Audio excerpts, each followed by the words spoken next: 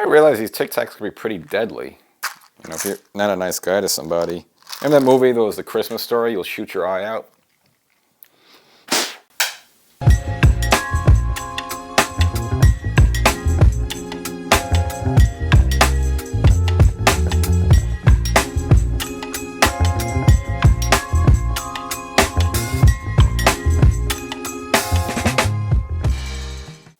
Welcome to Section 420, Talking Yankees. Well, Aaron Boone will be back as Yankee manager in 2025. The Yankees picking up his option left, but will make him a lame duck in that final year. But nevertheless, Yankees bringing him back where some fans like the idea, some fans not liking the idea, so we're going to get into that whole thing.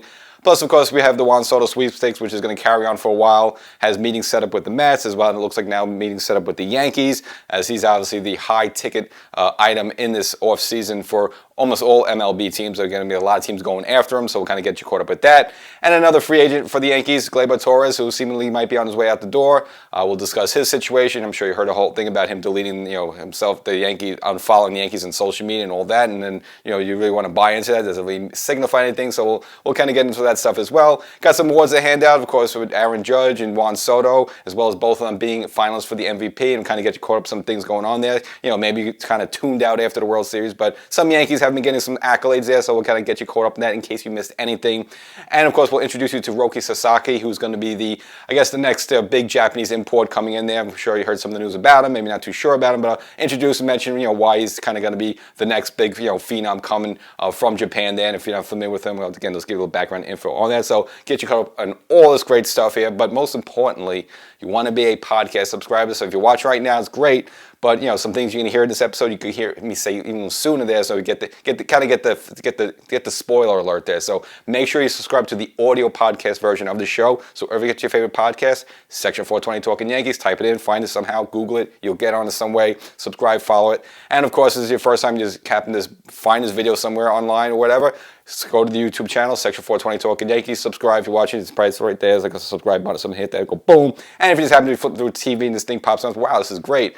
But you can wait for TV, which is nice. But if you want to see it sooner, make sure you got a double duty now. You have to go to YouTube, search for Section 420 Talking Yankees, subscribe, and then wherever you go get your favorite podcast, search there, Section 420 Talking Yankees, the podcast. Subscribe that as well. Get all the materials.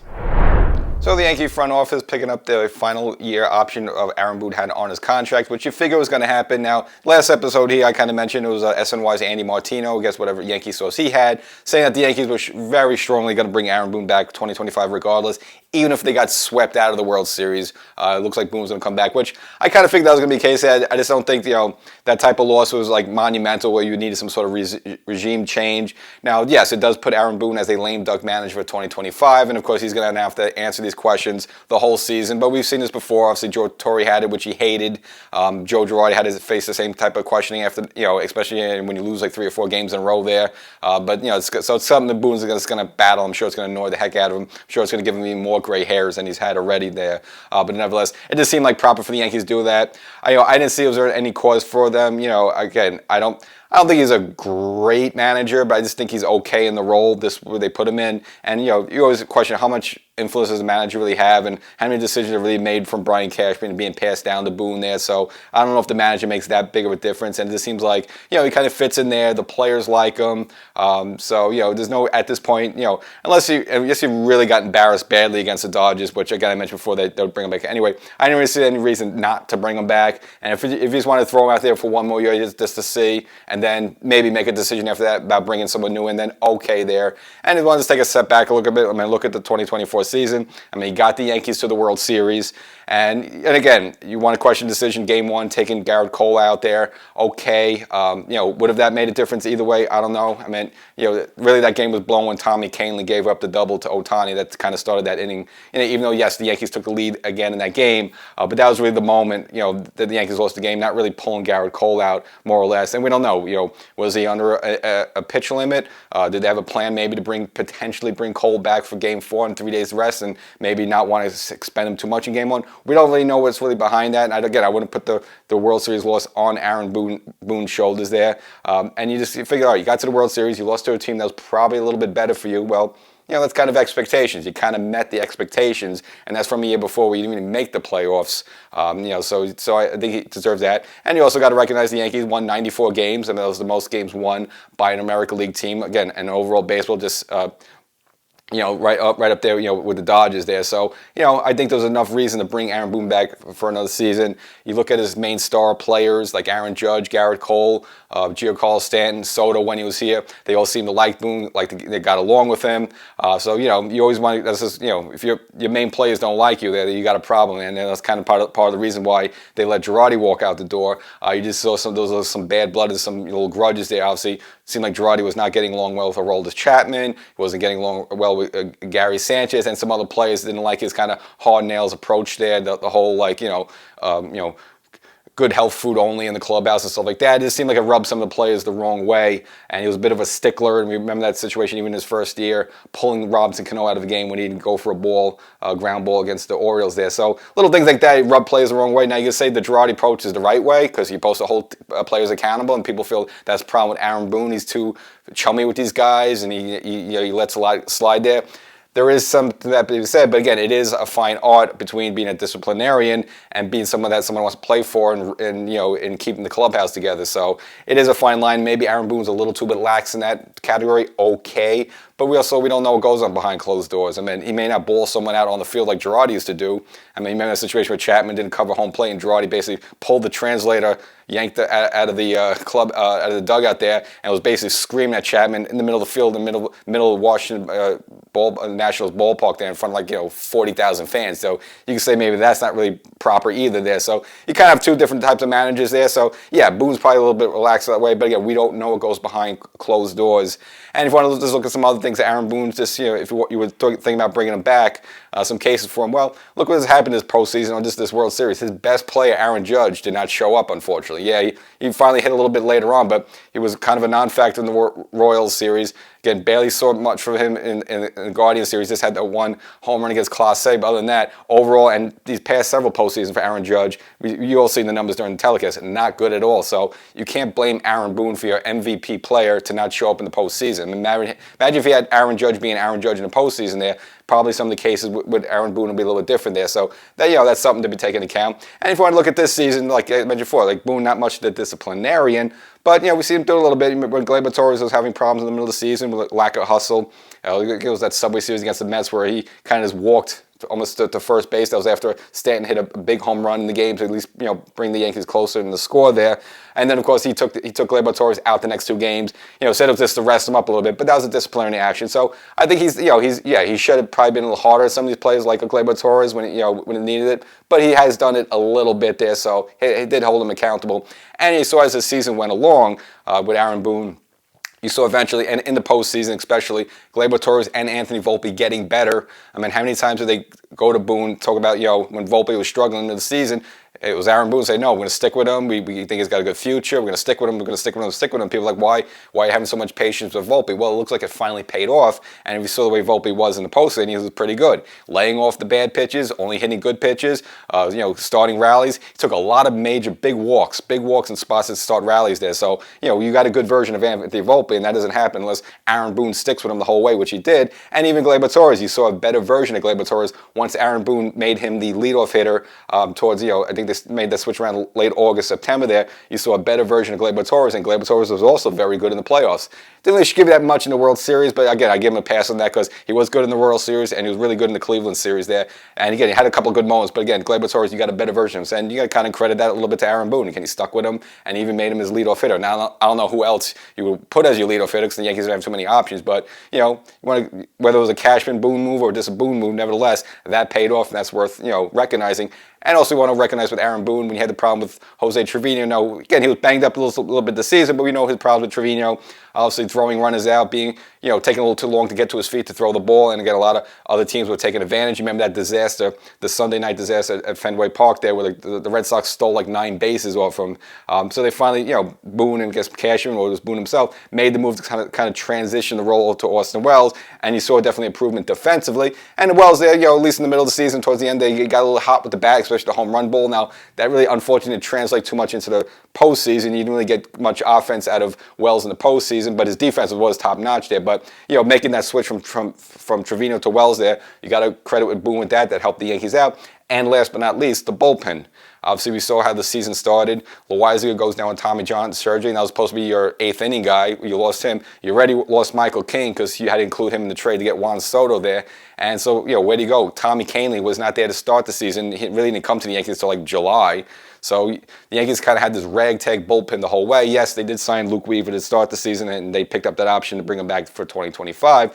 But this Yankee bullpen was kind of thin, and you have Clay Holmes at the end, and we know the problems that Clay Holmes had. But all that in mind, Boone kind of kept this thing together. And there's, I call it the bargain basement moves. Brian Cashman was, with a lot of spring trading invites and getting guys off the waiver wise, and finding something like a Jay Cousins, and getting Tim Hill from off the waivers from like San Diego if they're pretty much trash. Actually, from the White Sox, if they basically sent them to the trash heap there.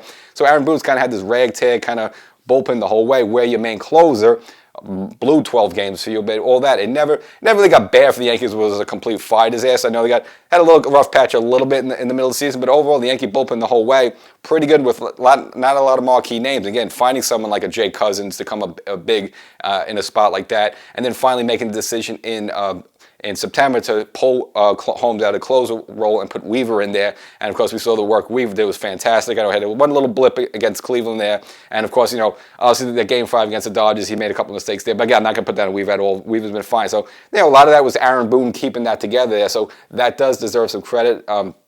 As well as pitching coach Matt Blake there. So there are some items that that Boone did in 2024 that was worthy of him coming back as Yankee manager.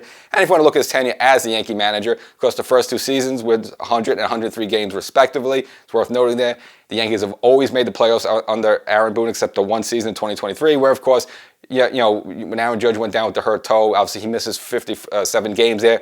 You have an MVP caliber player, it's hard to replace that. And of course, the Yankees failed to make the playoffs in 2023. But when your main guy Judge goes down and the rest of those guys, not exactly the greatest, which is more on Cashman's fault than Aaron Boone's fault there. So, I think that is recognized that. And if you want to look at some other Yankees managers in history, stuff like that, you figure, well, Joe Torre had all these championships, and Casey Stengel had all these championships, and Joe McCarthy had all these championships. Well, we're playing in a different era in 2024. Now you have more teams than you had back in the day, and it's just harder where, remember how it was with the Yankees, especially in the late 90s. They would just go around trade deadline, they would just get other teams' best players that they're looking to unload. Get like a Jose Canseco, get a David Justice, get a guy, something like that.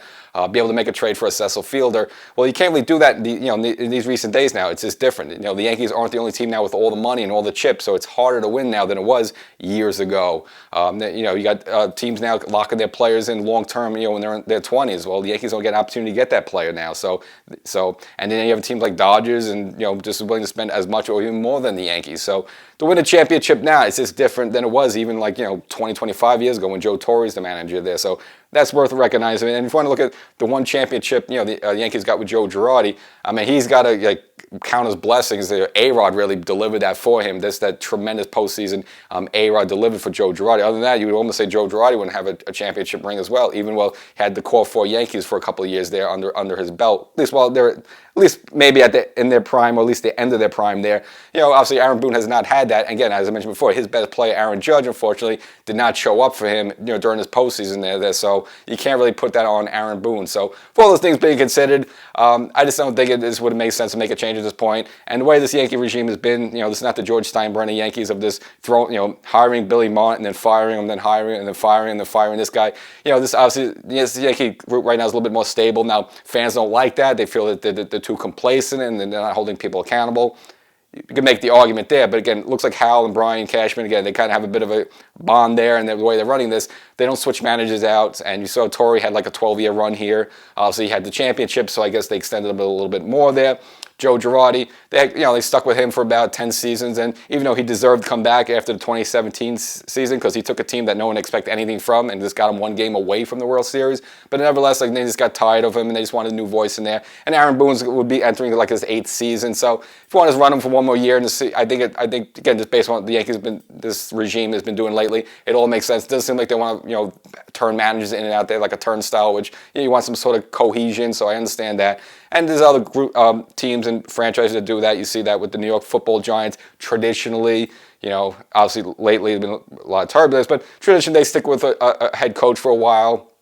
Or if you look at like the Pittsburgh Steelers, and they got like Mike Tomlin in there forever, and he probably will be in there forever. Again, they've only had like 3 or 4 head coaches in their whole franchise's history there. So again, I think some organizations like that cohesiveness, and the Yankees kind of do that. Is it to maybe it's to their fault a little bit? Yeah, but when you bring back Aaron Boone for one season, I don't mind it. It gets a little bit annoying him fighting with the umpires all the time, getting thrown out left and right. I mean, some of it's humorous, but some of it gets a little tiring. I get that.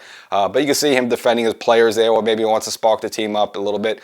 So I don't think he's the greatest manager in the world. I think maybe Joe Girardi is a better manager than him, was a better manager than him. But for Aaron Boone, I think he's okay to just bring back for one season. And then after that, then at that point, I would be open to maybe, depending how the season ends there, if you want to go in a different direction, then, okay, that's the time to make the decision. But, doesn't make sense. You got him under the contract, just pick up the option, and then, you can punt it till next offseason. And the Soto sweepstakes have begun, as you know, both New York teams, Stephen Cohen, with a meeting scheduled with him. This is all, I guess, a lot of this is being done out in Los Angeles. I guess that's where Scott Boras is based out of. But of course, after that was announced, Hal Steinbrenner also announced that he will have a meeting with Juan Soto's team. And of course, now we've recently learned that Aaron Boone will be part of that, which, no surprise there because he's coming back as the Yankee manager.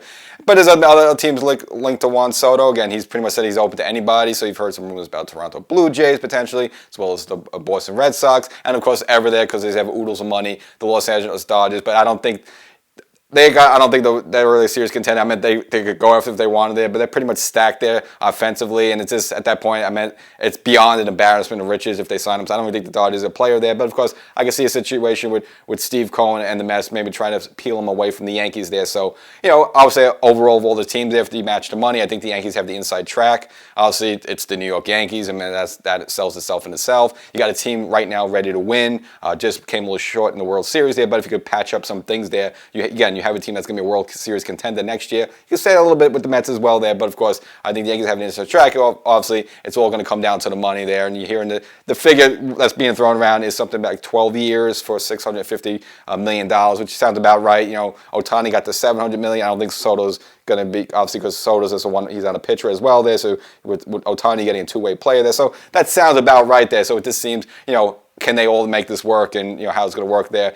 So if the money is the same there, I think indication he would come back to the Yankees there, but we'll see how to hash out there. Again, as I made in the previous episode, I think with Soto, he's a young guy, he's going to be around for a while, and you can make money off him in other ways there. Just the team itself of just Judge and Soto, 2 guys in their prime, just crushing the ball. I mean, you're going to generate a lot of revenue that way, with the jerseys and just the TV ratings, all that stuff there. So it makes total sense for the Yankees to go hard for him. So I think it will. Now, it was a story out of the New York Post that Francisco Lindor was spotted at LAX. So potentially is Lindor, who had a great season for the Mets, and he's kind of their guy, their, I guess, best player there, at least offensively, is probably going to be on the meeting with Steve Cohen as well and say, hey, look at me, I had this great season. If you're part of the offense, we can do a blah, blah, blah, blah. So that's going to be the Mets pitch there. So we'll see how that all comes to fruition. But again, there's about 5, 6 teams, maybe a little bit more than that, seem like to be seriously in Soto sweepstakes there. So again, we'll just see where all the chips fall. And the other major free agent decision Yankees have got to make a call on is Gleyber Torres. Now, more recently, he unfollowed himself from all the Yankees social media handles and all this stuff, which people think, oh, he's done with the Yankees. Not necessarily. It's a very common thing for a free agent to do, just for, you want to make it appear that, well, I'm done with you guys, but if you want me to come back, you're going to have to wow me with the money. So it's a bit of a cat and mouse game, a game of chicken there. So I wouldn't put too much stock in that. That means he's totally gone for the Yankees. But he probably is, because unless he wants to come back on a very team-friendly one-year deal just to kind of, all right, we'll just run another year Gleyber and just see what happens there. Okay, I'd be okay. But other than that, I don't think the Yankees are going to commit any sort of multiple 4 years or more to him. That's probably what he wants to look right now. Again, he's in his middle to late 20s there. He wants to get paid. He's in his prime there, so this is his moment. He wants to get the best contract possible. I just don't think the Yankees are going to make a long-term big investment in him. Again, he's a good player. There's some things he really does well, but there's some things he does not do well. And I don't think he's a guy you fight tooth and nail to want to keep. So if he wants to walk and the other team wants to sign him, whatever, go Baltimore or Toronto or something like that, I think the Yankees would be more than happy to let him walk away. Now, Yankees have been talking up lately is Caleb Durbin. Obviously, one of their second baseman prospects in AAA there. And he had a good season in AAA. He hurt a little bit, so the Yankees have him playing in the Arizona Fall League there because he has missed some games. But if you look at his numbers in AAA, 82 games, hit 287, 10 home runs, and 60 RBIs. And Aaron Boone, on a recent Zoom call with some reporters, were talking up saying he puts the ball in play a lot. He's a contact hitter, which is something the Yankees need. Again, you want the guys to get the high batting average and put the ball in play more, not relying on the home run. And also, Boone mentioned that he has some stellar defense as well, and is a stellar base stealer there. And I don't know if that's a little dig against Gleyber Torres, as we know Gleyber Torres is, maybe not the greatest defender in the world, and kind of hit and miss a little bit on the bases there. Again, not the greatest, would you say, a base stealer there. This guy does bring it on the base. The only problem with him is his durability. He does get hurt a lot. Again, the most recent injury he had was he had a broken wrist, so he missed some time. And if you're looking at his every year he's played professional ball, he's never played more than 105 games in a season there. So it seemed like this guy could be the real deal. And again, we heard his name a little bit during this season about bringing him up. I never really got into him because I'm not one of these people, you hear these prospects all the time, they go crazy over him. So unless someone's really looks solid like a Jason Dominguez, I don't even worth mentioning. But it seems this guy is the real deal, and the Yankees are talking him up. And I don't know if that's just, they're doing that just because as a way to tell Gleyber Torres, well, if you want to walk, fine. We got this guy, this kid we could bring right in there and insert right in there with paying him peanuts there. So again, Gleyber Torres playing his chicken game with the social media stuff, and the Yankees answering back, talking up Durbin there. So, it's kind of feeling out a little bit. I personally, as much, again, I don't hate Gleyber Torres, but I would be okay with him walking and give this kid an opportunity there. Again, it seems like he has his raw skill set could be a little bit better than Gleyber Torres there. Gives a little something, again, a little more grindier on defense as well as on the bases there, which the Yankees can use. And again, a guy who puts the ball in play. Only thing with him, as mentioned, he's got to worry about, he seems to be a little injury prone, and, hopefully he's like another Stanton, but nevertheless, you could do that. And your other option is with Jazz. Right now, he's playing third base. You can switch him over to second, which he has plenty of experience of. I'm okay. We showed Jazz okay. He kind of had to learn on the fly, and I think with a full year, full spring training under his belt, a little bit more time, he can develop more as a third baseman. I'm okay sticking him with there and having this kid potentially play second base, or if the Yankees decide to make some sort of move in free agency. Now, there's, it's award season. No, not the Academy Awards or the Tony like that. But, of course, baseball after that, we wait to hear about all these different awards. Of course, you have MVP, and you have the Gold Glove, and all that stuff, and Silver Slugger. So, there's been some announcements ready. So, in case you miss it, we'll get you caught up on at least all of them. But at least we'll stick at least with the pitching. And that's Luis Gil. According to Baseball Digest, he was voted as the American League Rookie of the Year, which kind of makes sense. Remember how he started the season on fire like that. Not only thought he might be, a Cy Young winner there, but yeah, he could have been the MVP just the way he started the season. Now look, he did hit hit a little turbulence a little bit. He kind of hit the wall a little bit in the middle of the season, which you figure was going to happen. Again, this is kind of his first season doing this, up on the major league level. Coming back after the Tommy John surgery, being very impressive in spring training, and really was that final game against the Phillies where he struck out 8 batters, where Aaron Boone said, "Yep, this is going to be the guy who's going to be our 5th starter." And of course, that was opened up with Garrett Cole on the shelf as he was dealing with that nerve issue there that was going to delay him to start the season there. Again, Luis Gil got off to a great start, but you did see him hit the wall a little bit where he was only able to go 4 or 5 innings and had a couple games where he got smacked around a little bit. And then, of course, he ended up going on the IL himself for a little bit, but when he came back, then he got a little bit better, recovered a little bit, and had a decent end to the season there. Of course, his last start against the Pittsburgh, he got smacked around a little bit there, so he got kind of ballooned his ERA. But overall, you say his first full season as a starter for the Yankees, very impressive. And again, it looks like he's got a bright future ahead of him again, as long as he stays healthy. Got the high velocity stuff, the fastball and that stuff, very nasty there. So let's see how that goes with them. And then in the postseason, obviously, didn't get used much at all. Again, they used him for Game 4 against Cleveland there. Gave the Yankees a respectable 4 innings. They were going to, again, you couldn't stretch him out that much because he had been not having pitched for like 16 days there. And again, made a start there in one of the starts against the World Series there. Again, gave him a couple of runs there, but at least, was respectable there. So, yeah, again, had a good himself. And it's good at least he got that experience under his belt. And maybe by 2025, he's starting like, Game 2, for example, behind Garrett Cole. But it's not a little crazy there. But we'll look at his numbers. So 29 starts, he went 15-7. Again, the ERA 3.50. Again, a little balloon, but okay, it's under 4 there with 171 strikeouts. And if I just look at some of the starts he's had there, so 22 of his starts, he only gave up 3 runs or less, which is pretty good there. Now, 18 of those starts, he only gave up 2 runs or less. And then you look at 17 of those starts, he only gave up 1 run or less, and that was tied with Tariq Skubal of Detroit, who everyone was raving about. So he had he had a lot of games that he was just extremely dominant. Now in the middle there, when I said I think around like June, July, when he hit the wall a little bit, obviously that's where his ERA ballooned a little bit. But if you remember the start of the season, he was almost almost untouchable. He's extremely dominant. And if you want to look at where he places himself in Yankee history, his 171 strikeouts is the second most by a Yankee rookie, and you'll have to go all the way back to 1910. That's when Russ Ford got 209 there. So historically, really good year for Luis Gil there. And if you want to look at some other Yankees, he joins now Aaron Judge, who was the last Yankee Rookie of the Year in 2017. And then, of course, the other captain before that was Derek Jeter in 1996. So Luis Gil in some very good company there. Again, having a very impressive season. Now, that's just the Baseball Writers, Baseball Digest Rookie of the Year award there. So we still have the official Major League Baseball one there. So he's a finalist in that. So we got to wait for the announcement on that. A finalist for MVP for that. A finalist for Rookie of the Year for there. And also there's some other players in the mix as well is Austin Wells, who's also a rookie, also a finalist there for the Rookie of the Year for the American League. But of the two of them, I think Luis Gil, again, a little bit more impressive there. So he probably has the inside track there, but we'll see what baseball officially announces. And to no shocker, the Silver Slugger Awards have been announced, and for the New York Yankees, a couple there. No surprise, of course, Aaron Judge for center field, and in right field, Juan Soto for the just tremendous season they had there. So congratulations for them getting the Silver Slugger Award for 2024. And both of them are now finalists for the American League MVP, but that's yet to be announced.